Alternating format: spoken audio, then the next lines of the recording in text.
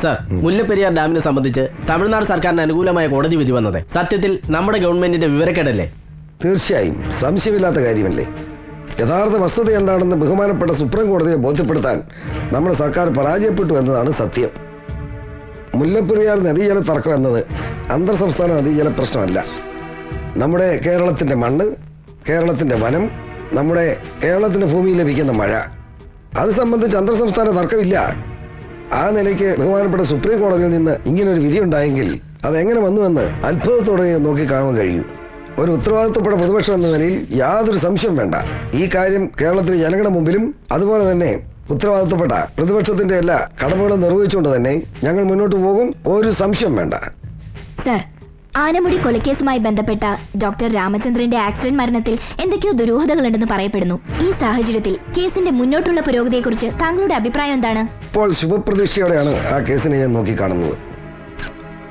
ആ കേസ് ഒരു ആത്മഹത്യയാക്കി മാറ്റാനുള്ള ശ്രമമാണ് നടത്തിയിരിക്കുന്നത്. ഗവൺമെന്റും പോലീസ് അധികാരികളും ആ ശ്രമമാണ് നടത്തിക്കൊണ്ടിരുന്നതെന്ന് നമുക്കറിയാം. പക്ഷേ ജനകീയ പ്രക്ഷോഭമുണ്ടായി, പ്രതിപക്ഷ കക്ഷികൾ അതിന് കടമ നിർവഹിച്ചു കഴിഞ്ഞപ്പോൾ നിവൃത്തിയില്ലാതെ ഒരു IPS ഉദ്യോഗസ്ഥനെ ഇപ്പോൾ ചുമതലപ്പെടുത്തിയിരിക്കുകയാണ്. അയാളുടെ നേതൃത്വത്തിലുള്ള അന്വേഷണം സത്യം പുറത്തു കൊണ്ടുവരും, യഥാർത്ഥ പ്രതികളെ കസ്റ്റഡി എടുക്കും എന്ന് തന്നെയാണ് ഞാൻ പ്രതീക്ഷിക്കുന്നത്. ഭരണപക്ഷത്തു നിന്നും പുറത്തു ചാടി പുതിയ പാർട്ടിയും തട്ടിക്കൂട്ടി വന്ന രാഷ്ട്രീയ ആചാര്യനെ താങ്കളുടെ പാർട്ടിയിലെ ഒരു പ്രമുഖ നേതാവ് ആദ്യം സ്വാഗതം ചെയ്തുവെങ്കിലും പിന്നീട് നിരസിക്കാനിടയാക്കിയത് താങ്കൾ വിട്ടുവീഴ്ചയ്ക്ക് തയ്യാറാകാതിരുന്നത് കൊണ്ടാണെന്ന് പറയുന്നതിൽ എത്രത്തോളം സത്യമുണ്ട് സർ? യാതൊരു കഴമ്പുമില്ലാത്ത ഒരു ആരോപണം. ഭരണകക്ഷികൾ പടച്ചുണ്ടാക്കുന്ന വെറും പ്രചരണം മാത്രമാണത്. ഞങ്ങളുടെ പാർട്ടിക്കുള്ളിൽ ഈ പ്രശ്നത്തിന്റെ പേരിൽ യാതൊരുവിധ അഭിപ്രായ വ്യത്യാസവുമില്ല. ഒരേ മനസ്സും ഒറ്റക്കെട്ടുമായിട്ടാണ് പോകുന്നത്. ഒരു കാരണവശാലും കേരളത്തിലെ ജനങ്ങൾ ഈ ആരോപണങ്ങൾ വിശ്വാസം അർപ്പിക്കില്ലെന്ന് ഞങ്ങൾക്ക് ബോധ്യമുണ്ട്. സർ, അടുത്ത ഭരണം അങ്ങയുടെ പാർട്ടിക്ക് തന്നെയാണെന്ന് ഏകദേശം ഉറപ്പായി. എന്നാൽ മുഖ്യമന്ത്രി കസേരയിൽ ആരായിരിക്കുമെന്ന കാര്യത്തിൽ ആ ഉറപ്പില്ല. എന്താണ് താങ്കളുടെ അഭിപ്രായം? നിങ്ങൾക്ക് എന്താ സംശയം വല്ലതുണ്ടോ? അത് അർഹതപ്പെട്ടവർ, ജനം ആഗ്രഹിക്കുന്നവർ ആ കസേരയിൽ കടന്നു വരും. അക്കാര്യത്തിൽ ആർക്കും സംശയമൊന്നും വേണ്ട. നമുക്ക് കാത്തിരുന്ന് കാണാം. രാമു, ആരാന്ന് നോക്കി. സാറേ, ഗുഡ് മോർണിംഗ് സർ. മോർണിംഗ്. അകത്തേക്ക് വരാലോ? ഷുവർ. പ്രമാദമായ ആനമുടിക്കൊല കേസ് അന്വേഷിക്കാൻ പുലിക്കുട്ടിയായ ഒരു പോലീസ് ഓഫീസർ വന്നെന്ന് അറിഞ്ഞിട്ട് ഈ മുകുന്ദമേനൻ വന്ന് കണ്ടില്ലെങ്കിൽ അതൊരു കുറച്ചിലല്ലേ? ആ, എന്നെ സാർ കേട്ടിരിക്കും. ഗായത്രി ഫൈനാൻസിന്റെ ഉടമ മുകുന്ദൻ മേനോൻ. ഗായത്രി മേനോൻ എന്ന് പറഞ്ഞാലേ അറിയത്തുള്ളൂ.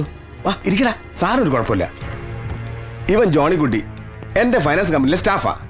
ആ, സാറിന് മനസ്സിലായില്ലേ? നമ്മുടെ മരിച്ച ചാക്കോ മേസ്രിയുടെ മൂത്ത മാളെ കെട്ടിരിക്കുന്നത് ഇവനാ. അല്ല, സാറുവിന്റെ വീട്ടിൽ ചെന്ന് ഇവനാ ചാക്കോ ചായനും കുടുംബത്തെയും കൊന്നെന്ന് പറഞ്ഞ് ഇവന്റെ തള്ളയെ വരട്ടിന്ന് കേട്ടു. ഇവനതറിഞ്ഞ് പേടിച്ചെന്റെ അടുത്ത് ഓടി വന്നിരിക്കുക. ആ, ഇവനാണ് പാവ സാറേ, ചോര കണ്ട പേടിക്കുന്ന നിർഗുണൻ. ആ, ഇവനോട് എന്തെങ്കിലും സാറിന് ചോദിച്ചറിയാനുണ്ടെങ്കിൽ ചോദിക്കാം. അതിനു വേണ്ടിയാ ഞാൻ നേരിട്ട് കൊണ്ട് ഹാജരാക്കിയത്. പോലീസിനോട് ഇത്രയും സഹകരണമുള്ള ഒരു നാട് ഞാൻ ഇതുവരെ കണ്ടിട്ടില്ല. ഏതായാലും ഇവനിൽ നിന്ന് അറിയാനുള്ള കാര്യം ഇവനിൽ തന്നെ അറിഞ്ഞോളാം. അതിന് മൂന്നാമതൊരാളുടെ ആവശ്യമില്ല. മിസ്റ്റർ മേനോന് പോകാം. തന്നിൽ നിന്ന് അറിയാനുള്ള കാര്യങ്ങൾ പിന്നീട് ചോദിച്ചറിഞ്ഞോളാം. സാർ, ഞാൻ തൽക്കാലം പോകാം. നീ പേടിക്കണ്ട.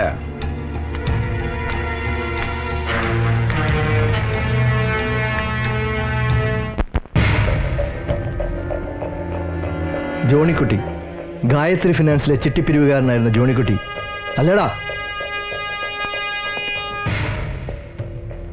എങ്ങനെയാടാ നിന്റെ ഭാര്യ മരിച്ചത്? നീയല്ലേടാ അവളെ കൊന്നത്? അയ്യോ സാറേ, എനിക്കൊന്നും അറിയത്തില്ല. നിന്റെ മുതലാളി പെൺവിഷയത്തിൽ വലിയ തൽപരനാണല്ലേ? അയ്യോ, അങ്ങനെയുള്ള ആളൊന്നും അല്ല മുതലാളി. അദ്ദേഹം വളരെ നല്ലവനായിട്ടാണോടാ അയാൾ ഇടയ്ക്കിടയ്ക്ക് നിന്റെ ബന്ധു വീട്ടിൽ ചെന്ന് ഭാര്യ അനിയത്തെ ഭീഷണിപ്പെടുത്തിയിരുന്നത്? അത് ഞങ്ങളുടെ കല്യാണത്തിന് ട്രീസയുടെ അപ്പച്ചൻ ഗായത്രി ഫിനാൻസിൽ നിന്ന് ആധാരം വെച്ച് കുറെ പണം എടുത്തിരുന്നു. പലിശയും മുതലും കിട്ടാതായപ്പോ മുകുന്ദ മുതലാളി 1-2 തവണ അവിടെ ചെന്നല്ലാതെ ആരോടും മോശമായിട്ട് പെരുമാറുകയോ ഭീഷണിപ്പെടുത്തുകയോ ചെയ്തിട്ടില്ല സർ. നിനക്ക് നിന്റെ ഭാര്യയേക്കാൾ പ്രിയം നിന്റെ മുതലാളിയോടായിരുന്നു അല്ലടാ? സ്ത്രീധന ബാക്കി കിട്ടാത്തതിന്റെ പേരിൽ നീ എപ്പോഴും അവരെ മർദ്ദിക്കാറുണ്ടായിരുന്നു അല്ലേ? ഇല്ല സർ, ഞങ്ങൾ തമ്മിൽ വഴക്കുണ്ടായിട്ടുണ്ടെങ്കിലും ഇതുവരെ ഞാൻ അവളെ തല്ലിയിട്ടില്ല. എനിക്ക് അവളെ അത്രയ്ക്ക് ഇഷ്ടമായിരുന്നു. ഇഷ്ടം മതി നിന്റെ അഭിനയം. പൊയ്ക്കോ പൊയ്ക്കോ, വിളിക്കുമ്പോ ഇവിടെ വന്നോണം. ശരി sir.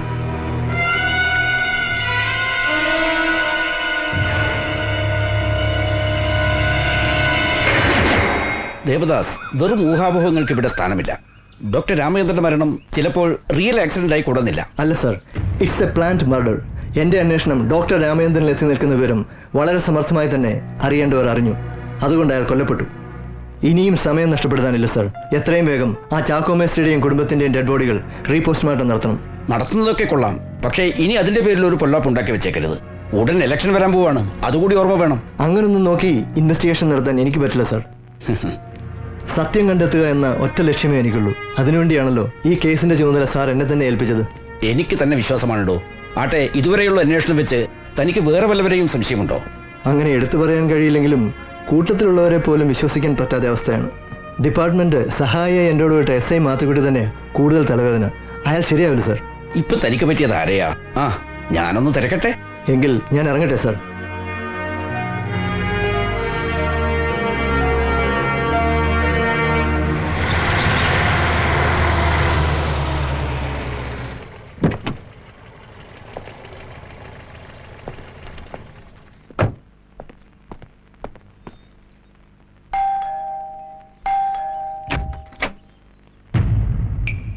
Good morning. Mister Mathai ഇല്ലേ? ഉണ്ടല്ലോ, അകത്തോട്ട് വരൂ. താങ്ക്സ്. ആ, വരണം വരണം വരണം വരണം. അങ്ങോട്ടിരിക്കാം. എന്താ കുടിക്കാൻ? ചായയോ കൂൾ ഡ്രിങ്ക്സോ? Nothing thanks. അല്ലല്ലോ. എന്നാലും വേണക്കുട്ടി 2 ചായ. വരൂ. ആനമുടി കൊലക്കേസിനെ കുറിച്ച് താങ്കൾക്ക് എന്തെങ്കിലും അറിയാമെങ്കിൽ അത് ചോദിച്ചറിയാനാണ് ഞാൻ വന്നത്. നന്നായി. എന്റെ പൊന്നു സാറേ, ആ ചാക്കോ മേസ്ത്രിയും കുടുംബത്തിന് കൊന്നതാണെന്നും മറ്റും നാട്ടുകാർ പറഞ്ഞപ്പോ ഉള്ളത് പറഞ്ഞ ആദ്യം എനിക്കോട് വിശ്വാസമായില്ല കേട്ടോ. അല്ല, മറിച്ച് ചിന്തിക്കാൻ എന്തെങ്കിലും ഒരു കാരണം വേണമല്ലോ. ആ വീട്ടിലാണെങ്കിൽ മൂത്ത പെണ്ണെ കെട്ടിക്കുന്ന ഒരുത്തനുണ്ട്, ജോണിക്കുട്ടി. നമ്മുടെ ഗായത്രി മേനന്റെ കമ്പനിയിലെ സ്റ്റാഫാ. അവന് സ്ത്രീനായിട്ട് കിട്ടിയതൊന്നും പോരാന്ന് പറഞ്ഞിട്ട് കുറച്ചു നാളായിട്ട് ആ പെണ്ണെ കൊണ്ട് വീട്ടിൽ നിർത്തിയിരിക്കുക. അങ്ങനെ ഒരു സംഭവം ഒഴിച്ചാ വേറെ പ്രശ്നമുള്ളതായിട്ടൊന്നും എനിക്കറിയില്ല. ഇതിപ്പോ സാറ് വന്ന് രണ്ടാമതും പോസ്റ്റ്മോർട്ടം നടത്തിയോണ്ട് കൊലപാതകമാണെന്നുള്ള സത്യം എനിക്ക് അറിയാൻ പറ്റി. അപ്പൊ മിസ്റ്റർ മത്തായിക്ക് ചാക്കോ മേസ്ത്രിയെ നന്നായി അറിയാമായിരുന്നു? അയ്യോ, അറിയാമായിരുന്നോ? നല്ല തങ്കപ്പെട്ട മനുഷ്യനല്ലായിരുന്നു. ചിലപ്പോഴൊക്കെ ഞാൻ സഹായിച്ചിട്ടുണ്ട്. ചാക്കോ മേസ്ത്രിക്കും കുടുംബത്തിനും ശത്രുക്കൾ ആരെങ്കിലും ഉള്ളതായിട്ട് അറിയാവോ? അയ്യോ എന്റെ പൊന്നു സാറേ, ഇങ്ങനെയൊക്കെ ചോദിച്ചാൽ ഞാൻ എന്നാ പറയാനാ. പക്ഷെ ഞാൻ ഒന്ന് പറയാം, ഈ കൊലപാതകത്തിന് പിന്നിൽ ആരാണെങ്കിലും സാർ അവനെ പൊക്കണം. അത് എന്റെ ഭാഗത്തുനിന്ന് എന്ത് സഹായം വേണമെങ്കിലും സാർ പറഞ്ഞാൽ മതി. Okay mister Mathai, okay. നമുക്കിനിയും കാണേണ്ടി വരും. പോയോ? ആ പോയി. എന്തായാലും എടുത്തതല്ലേ, കുടിച്ചേക്കാം. നീ കുടിച്ചോ.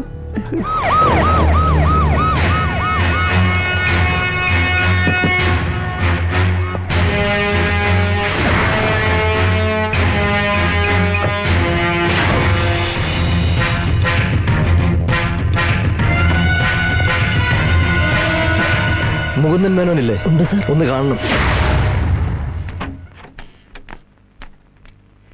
സർ, സാറിനെ കാണാനായിട്ട് SP ദേവദാസ് വന്നിട്ടുണ്ട്. അവിടെ തന്നെ നിൽക്കട്ടെ, കുറച്ച് കഴിഞ്ഞ് കാണാം. ഞാൻ അല്പം ജോലി തിരക്കില്ലെന്ന് പറഞ്ഞാൽ അത് മതി. വേണോ സാർ? അയാളൊരു ചൂടനാണ്, അതുകൊണ്ട്. ആ, താനെന്തിനാണോ പേടിക്കുന്നത്? അവൻ നമ്മളൊരു പുണ്ണാക്കം ചെയ്യാൻ പോടില്ല. ഞാൻ പറഞ്ഞേ ചെയ്താൽ മതി. ശരി sir.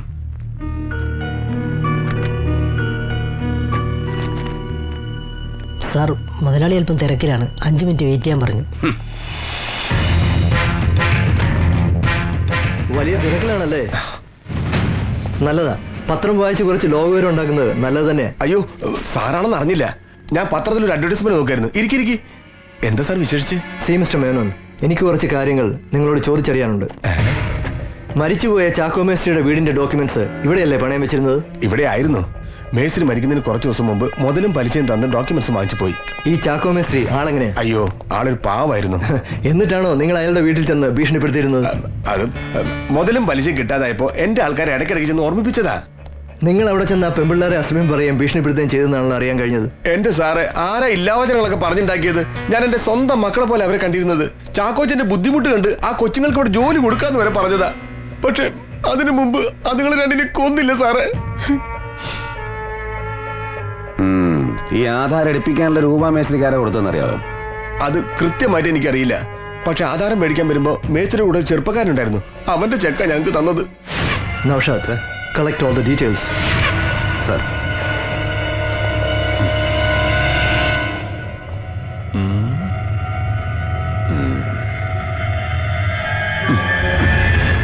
May I come in, sir? Yes, come in. Sir ആ പയ്യനെ കുറിച്ചുള്ള ഫുൾ ഡീറ്റെയിൽസ് കളക്ട് ചെയ്തിട്ടുണ്ട്. വൺ മിസ്റ്റർ ഉണ്ണികൃഷ്ണൻ, പത്തനംതിട്ടയാണ് സ്വദേശം.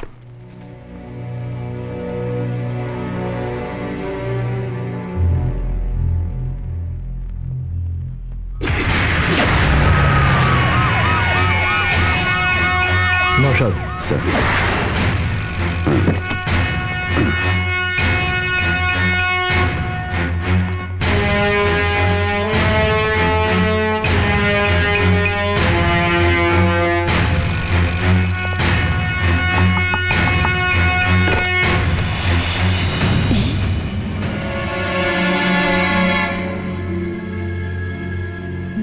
ഉണ്ണികൃഷ്ണൻ അവിടെ?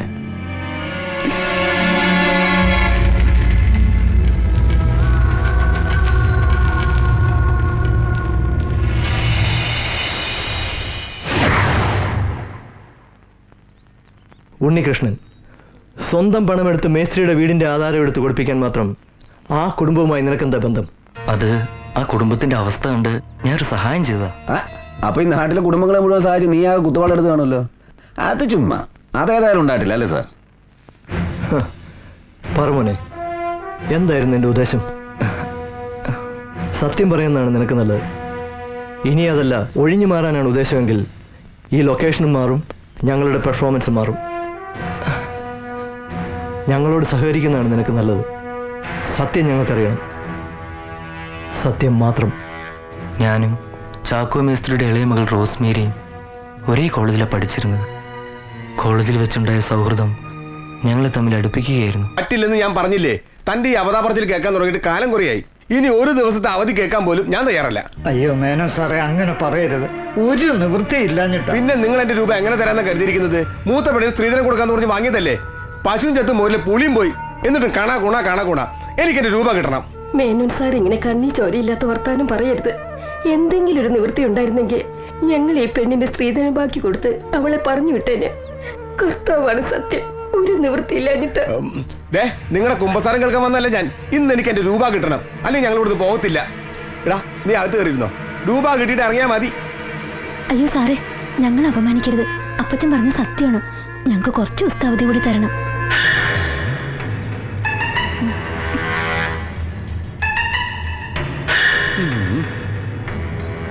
എടോ മേസ്ത്രി, സൗന്ദര്യവും വിദ്യാഭ്യാസമുള്ള രണ്ട് പെമ്പിള്ളേരല്ലേ ദൈവം തനിക്ക് തന്നിരിക്കുന്നത്. രണ്ടിനെയും കൂടി എന്തെങ്കിലും ജോലിക്ക് വിട്ടിരുന്നെങ്കിൽ കിട്ടുന്നോണ്ട് പലിശയിൽ അടക്കായിരുന്നില്ലേ? അങ്ങനെ ജോലി കിട്ടുക എന്ന് പറഞ്ഞാൽ അത്രയ്ക്ക് എളുപ്പമാണോ? ഞങ്ങൾക്കാണെങ്കിൽ സഹായത്തിന് ആരുമില്ല. ആര് പറഞ്ഞു ആരുമില്ലെന്ന്? ഞാൻ ഇവിടെ തന്നെ ഉണ്ടായിരുന്നല്ലോ.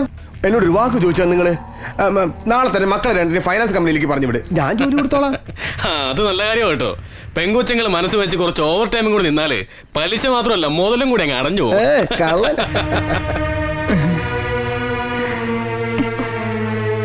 അതൊന്നും വേണ്ട മേനോൻ സാറേ. ഈ വീടും പറമ്പും വിറ്റിട്ടാണെങ്കിലും ശരി, എത്രയും പെട്ടെന്ന് സാറിന്റെ കടം ഞാൻ വീട്ടിക്കൊള്ളാം. എനിക്കൊരു അവധി കൂടെ തരണം. ഞാൻ സാറിന്റെ കാല് പിടിക്കാം.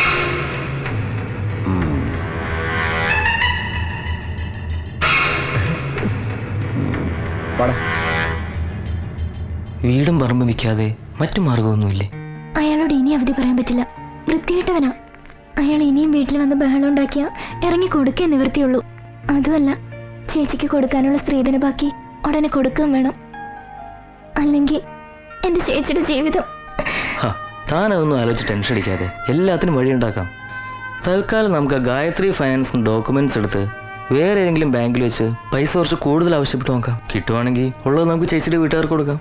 അതെങ്ങനെയാ? അവിടുന്ന് ആധാരം എടുപ്പിക്കാൻ പൈസ വേണ്ടേ? അതിനൊക്കെ വഴിയുണ്ട്. തൽക്കാലത്തേക്ക് ഒരു തിരുമറിക്കായി കുറച്ച് പണം കണ്ടെത്താൻ എന്നെ കൊണ്ടും പറ്റുള്ളൂ. അയ്യോ, അതൊന്നും വേണ്ട. അപ്പച്ചൻ ഒട്ടും സമ്മതിക്കത്തില്ല. കാമുകൻ കാമുകിക്ക് പണം പ്രസന്റ് ചെയ്യുക എന്നുള്ള കോംപ്ലക്സ് ഒന്നും വേണ്ട. അപ്പച്ചനെ കണ്ട് കാര്യങ്ങളൊക്കെ പറഞ്ഞ് ഞാൻ സമ്മതിപ്പിച്ചോളാം. എന്താ, അതുപോരെ?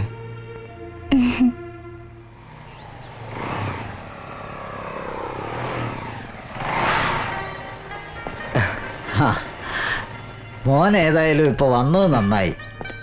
ഒന്ന് കാണണമെന്ന് വിചാരിച്ചിരിക്കുകയായിരുന്നു ഞാൻ. കാര്യങ്ങളൊക്കെ റോസ്മേരി പറഞ്ഞു. നമുക്ക് ആദ്യം ആ ഗായത്രി ഫൈനാൻസ് ആധാരം എടുപ്പിക്കാം. അതെങ്ങനെയാ മോനെ? എങ്ങനെ നോക്കിയാലും എന്നെ കൊണ്ട് കൂട്ടിയാൽ കൂടില്ല.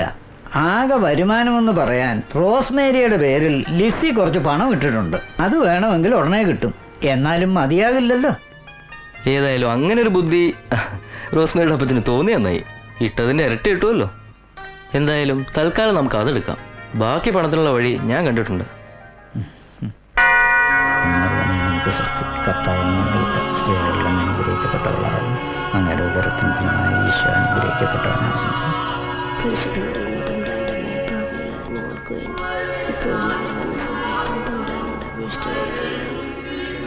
പിതാവിനും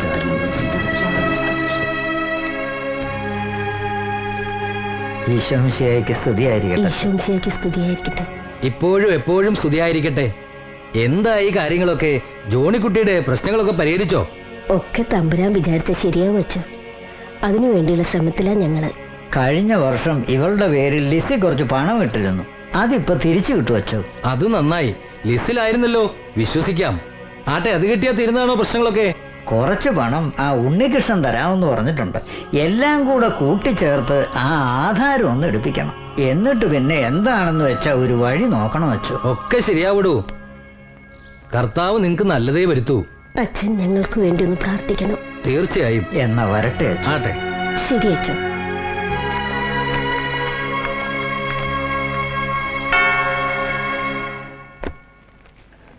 എന്താ മോളുടെ കല്യാണക്കാരും വലുതുമായോ? ഏയ്, ആ ഒരു ഉദ്ദേശത്തോടു കൂടി തന്നെ പണം ഇട്ടിരുന്നത്. പക്ഷെ നമ്മൾ ഉദ്ദേശിക്കുന്ന പോലെ കർത്താവ് നടത്തി തരണ്ടേ? അതെ അതെ. മോൾ ഇതാ ബാഗിലോട്ട് വെച്ചേ.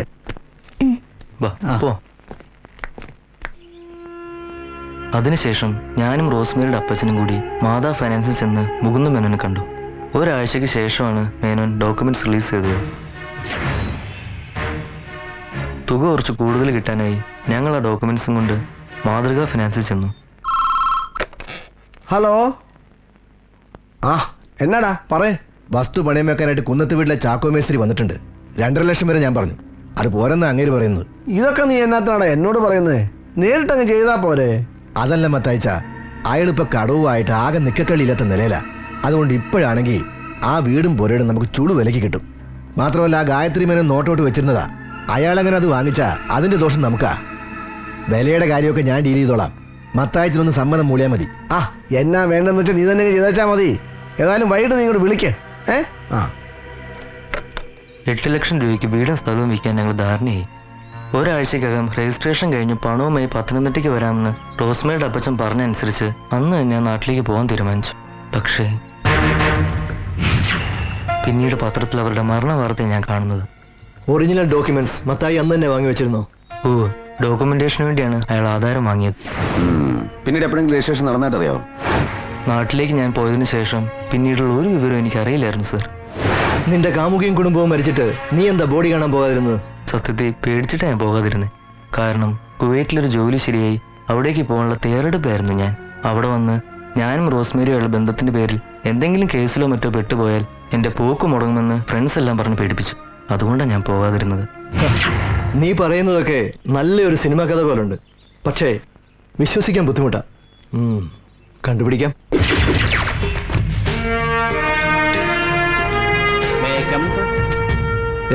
സാർ, ഞാൻ ലിസ്റ്റിൽ പോയി അന്വേഷിച്ചു. ചാക്കോ മേസ്ത്രി അവിടെ പണമിട്ട കാര്യം ശരി തന്നെയാണ്. മുഴുവൻ തുക ഇരട്ടിയായി കൈപ്പറ്റിയ രേഖയുമുണ്ട്. ലിസ്റ്റിലേതായതുകൊണ്ട് ആ രേഖകളെ നമുക്ക് അവിശ്വസിക്കേണ്ട കാര്യമില്ല. പക്ഷെ എനിക്കറിയേണ്ടത് പണമിട്ടിരുന്നത് ആ ഇളയ പെൺകുട്ടിയുടെ പേരിലാണോ എന്നുള്ളതാണ്. അത് ശരിയാണ് സാർ. Okay sir. സാർ, കാര്യങ്ങളൊക്കെ നമ്മൾ വിചാരിച്ച പോലെ അല്ലല്ലോ പോകുന്നത്. അവിചാരിതമായി ചെന്നെത്തുന്ന റൂട്ടുകളും നമ്മൾ ഫോളോ ചെയ്തല്ലേ പറ്റൂ. അവൻ പറഞ്ഞതൊക്കെ പൂർണ്ണമായും സത്യമാണെന്ന് നൗഷാദിന് തോന്നുന്നുണ്ടോ? അങ്ങനെ വ്യക്തമായൊന്നും പറയാൻ കഴിയുന്നില്ലെങ്കിലും കേട്ടെടുത്തോളം മത്തായി സംശയിക്കേണ്ടിയിരിക്കുന്നു സാർ. അയാളാണെങ്കിൽ സൊസൈറ്റി വളരെ ക്ലീൻ ഇമേജും പള്ളിക്കും പട്ടക്കാർക്കും വേണ്ടപ്പെട്ടവനും പരസഹായിയുമാണ്. ആ നിലയ്ക്ക് നോ നോ നോ നോ ഇൻവെസ്റ്റിഗേഷനിൽ ഇമേജിനോ വ്യക്തിബന്ധങ്ങൾക്കോ ഒന്നും സ്ഥാനമില്ല. ഒരിക്കൽ ജനങ്ങൾ പൂവിട്ട് പൂജിച്ച പല പകൽമാന്യന്മാരും പിന്നീട് പല ക്രൂരകൃത്യങ്ങൾക്കും അകത്തായിട്ടുണ്ട്. അപ്പോ സാർ പറഞ്ഞു വരുന്നത് നമ്മളൊരു പുതിയ ചാപ്റ്റർ ആരംഭിക്കുന്നു.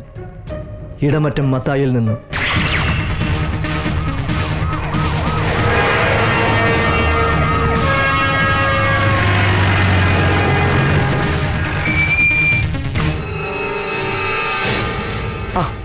നമസ്കാരം. വരണം. സാറിനെ അങ്ങോട്ട് വന്ന് കാണണമെന്ന് വിചാരിച്ചിരിക്കുകയായിരുന്നു. പക്ഷെ സമയം കിട്ടണ്ടേ. 3-4 സംഘടനകളുടെ സ്ഥിരം പ്രസിഡന്റാ. പിന്നെ പള്ളി പെരുന്നാള്, ഫൈനാൻസ്, ഒന്നും പറയണ്ട. നിൽക്കളില്ലാത്ത ഓട്ടത്തിലാ. മിസ്റ്റർ മത്തായിയുടെ തിരക്കൊക്കെ ഞങ്ങൾക്കറിയില്ലേ. ഇപ്പോൾ ഞങ്ങൾ വന്നത് ഒരു ഇൻഫർമേഷന് വേണ്ടിയാണ്. ആണോ? സാറിന് എന്നെ അറിയേണ്ടത്? ഈ മരിച്ചുപോയ ചാക്കോ മേസ്ത്രിയുടെ പ്രോപ്പർട്ടി നിങ്ങളാണോ വാങ്ങിയത്? മരിച്ചതോ?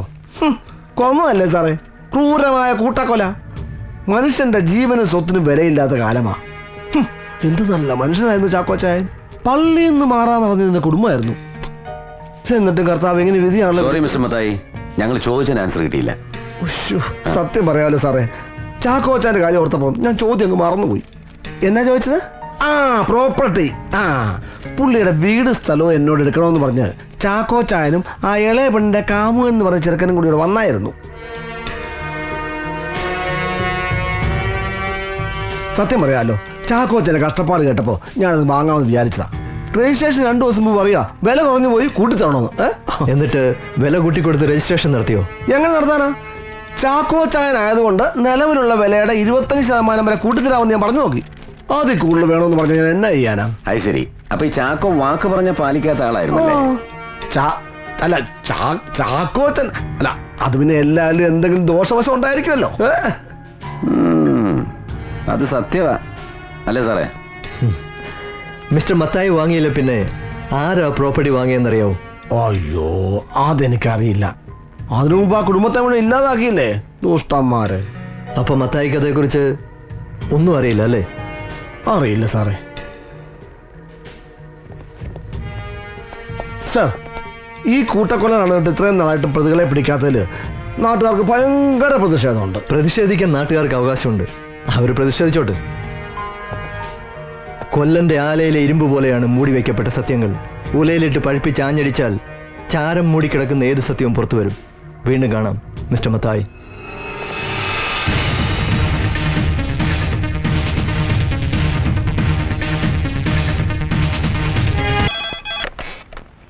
Yes, SP Devadas here. Yes sir. വരാം സർ.